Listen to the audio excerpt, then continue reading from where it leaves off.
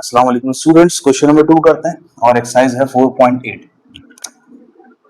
अब देखते हैं इसमें क्या कह रहे हैं। ये कह रहे हैं if the 7th and the 10th term of an एचपीआर।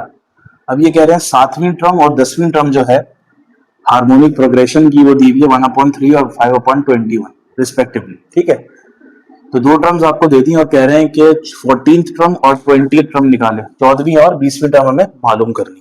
तो कैसे सॉल्व करेंगे बच्चों, बड़ा इंपॉर्टेंट सवाल है ये। सबसे पहले यहाँ लिखेंगे A7 जो है मतलब 7वीं टर्म वो दी हुई है हमें कितनी 1/3 एंड और कौन सी टर्म दी हुई है 10th टर्म दी हुई है हमें 5/21। ठीक है, तो अब यहाँ लिखेंगे right these terms in AP. अब इसको एपी में कन्वर्ट करेंगे क्योंकि आपने अगर क्वेश्चन नंबर 1 देखा हो तो एचपी को सॉल्व करने के लिए उसको हमने पहले अपनी आसानी के लिए एपी में कन्वर्ट किया था और जब आंसर आया था तो उसका रेसिप्रोकल कर दिया था। ठीक है, तो ये अब ये बनेगी बच्चों A7 is equals to 3 and A10 is equals to 21/5। आपको पता है रेसिप्रोकल हो जाता है एपी में। क्लियर हो गया? अब जरा अब देखिएगा जरा, अब फॉर्मूला क्या होता है एपी का जनरल टर्म का, A N is equals to A plus N minus one multiply by D. ठीक है, 7वीं टर्म दी हुई है। ठीक है, तो अब क्या इसको देखते हुए इसको सॉल्व करते हैं तो ये हो जाएगा ए एन की जगह 7। ठीक है, क्योंकि 7वीं टर्म में तो 7 आ गया यहाँ पे इज इक्वल्स टू ए क्या है ये तो हमें पता ही नहीं है। ठीक है, ए फर्स्ट टर्म को बोलते हैं हमें पता नहीं, एन माइनस वन, एन मतलब 7 माइनस 1 और डी क्या है डी भी हमें नहीं पता, तो एज इट इज आ गया। A7 की जगह अब हम पुट करेंगे 3 पुट किया तो ये हो गया A प्लस 7 में से बन गया 6D, तो ये बन गई इक्वेशन, इसको हमने नाम दिया इक्वेशन नंबर 1 का। क्लियर हो गया?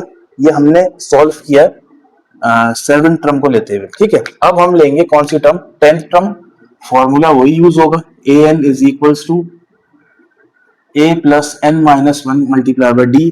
तो a अब की दफा हमने 10th टर्म लिए is equals to a as it is plus as it is n मतलब 10 माइनस 1 और d as it is. Clear? तो A10 कितनी दी हुई है, A10 है 21/5, तो इसकी जगह आ गया 21/5 is equals to a plus 10 में से 1 गया 9D, तो ये हो गई हमारी इक्वेशन नंबर 2। क्लियर? अब हमें दो वेरिएबल्स मिले, एक a मिला एक d मिला, यहाँ पे एक a मिला एक d मिला, तो इट मीन्स कि हमें ये वेरिएबल्स मालूम करने पड़ेंगे, तब जाके आप क्या निकाल सकते हैं 14th और 20th टर्म।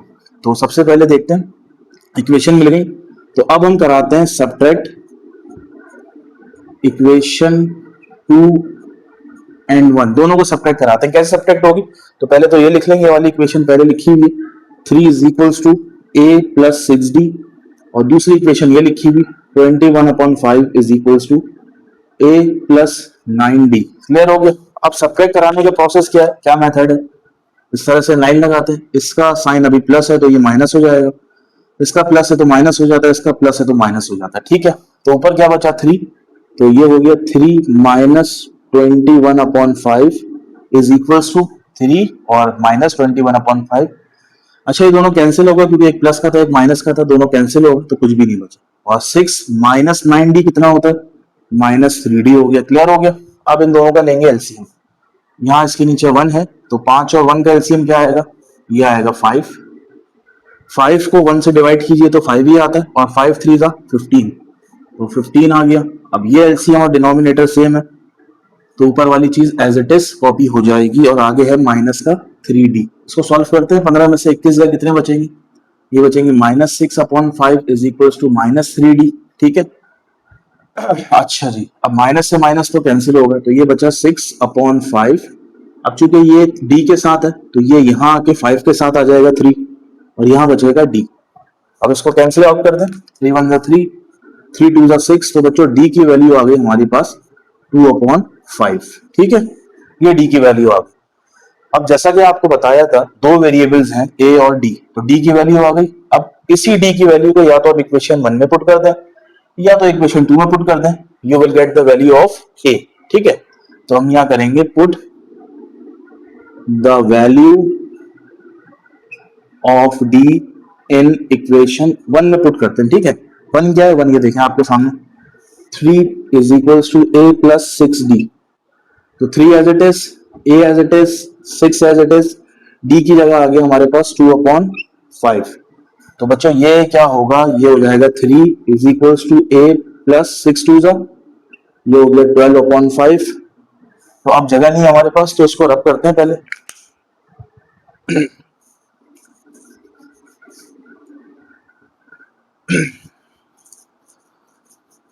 ठीक है, हमने रब कर दिया। अब देखिए ये चीज यहाँ प्लस में है, प्लस में है, ठीक है, तो यहाँ आगे क्या हो जाएगी, माइनस में। तो ये हो जाएगा 3 minus 12, sorry 3 minus 12/5 is equal to अकेला रह गया 1, ठीक है। इन दोनों का एलसीएम ले लें, तो ये एलसीएम आएगा 5, 5 को 1 से डिवाइड कीजिए तो 5 आएगा, 5 3 जा 15।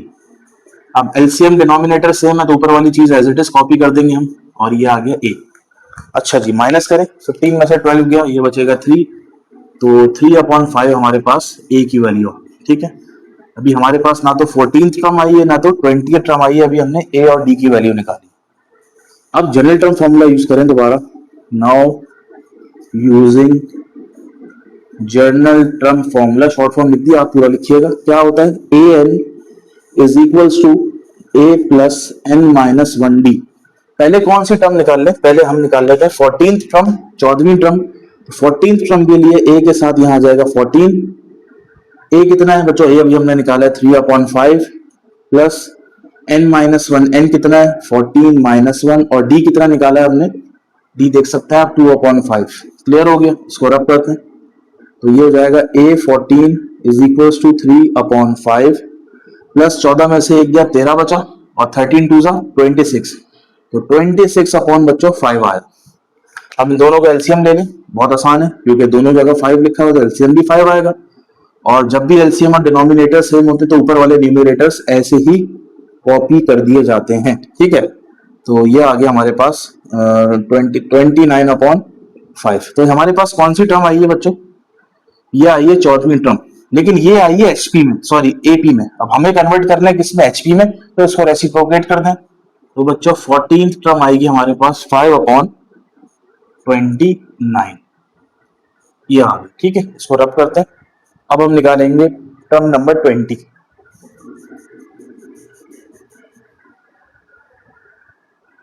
नाउ फाइंड a20, ठीक है। तो a20 के लिए पहले फॉर्मूला लिख लें, an is equals to a plus n minus 1d। an की जगह a as it is, n की जगह 20, a आपको हमने निकाल चुके हैं, आपको पता है, ये हो जाएगा 3/5 plus n minus 1 basically means 20 minus 1, और d की जगह 2/5। तो 3/5 प्लस 20 में से एक गया 19, 19 2 जा 38/5। क्लियर, अच्छा जी।